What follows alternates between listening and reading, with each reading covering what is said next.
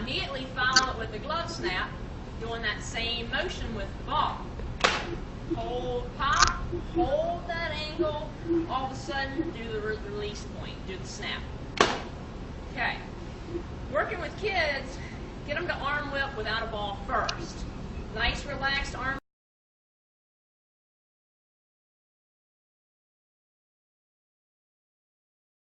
position. Notice the elbow is lower than my hand. That's called elbow leading. Elbow lead, upper arm comes into your side, lower arm accelerates. That's arm whip. Kids are very good at this. Take it back, elbow lead, whip, and then speed it up. Have kids watch their hand. See how fast it looks.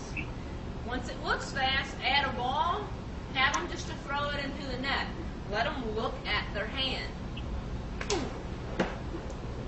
it again. Notice very little elbow bend, just natural elbow bend. All right, so the half whip looks good. Now you get them to do a windmill with it.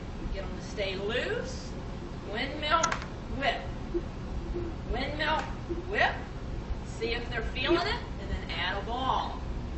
Windmill, whip. Try it again. Windmill, whip. And then the third step is add the follow through. Because I'm not going to leave someone down here without the follow through, but so long. So now windmill, whip, add the nice relaxed follow through, and again, windmill, whip.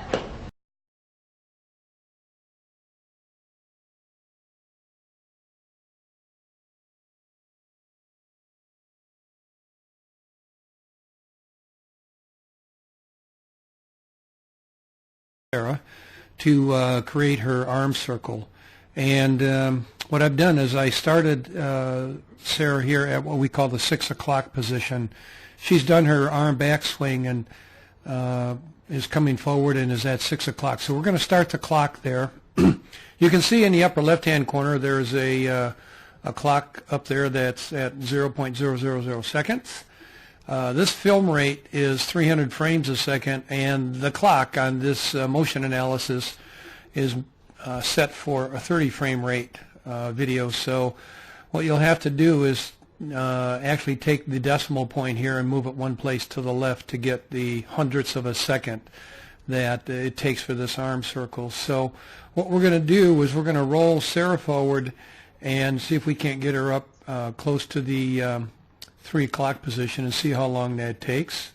You can see I've got a little green line right there at that position.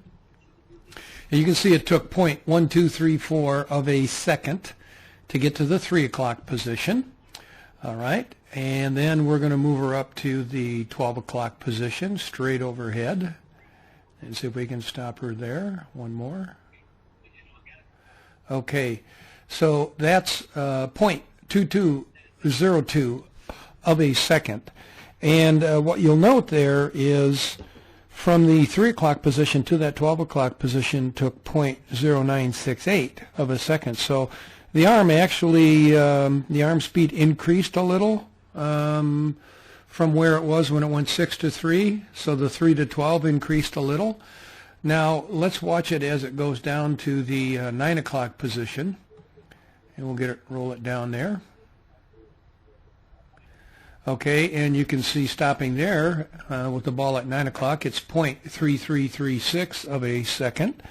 So in this case, the arm speed slowed just a little from 12 o'clock down to 9 o'clock.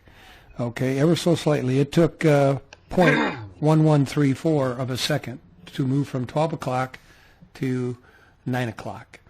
All right, so then let's move it down to the 6 o'clock again, which is the release position here, and we're going to move that back one frame, and what we'll see is at release that arm speed or arm time took a total of 0.3903 seconds to make that full circle. But if you subtract from the 9 o'clock position to the 6 o'clock release position, that only took 0.0567 of a second, significantly faster than the other quadrants of that arm circle. As a matter of fact, almost twice as fast. And I'm pretty sure that if I would show you a measurement that went just from 8 o'clock to 6 o'clock, you'd see that's probably where most of the increase happens. That's the latest whipping action of the arm going into the release zone, which generates a lot of arm speed. Okay, so one of these things that you know, to be aware of is that that whipping action is vital to arm speed.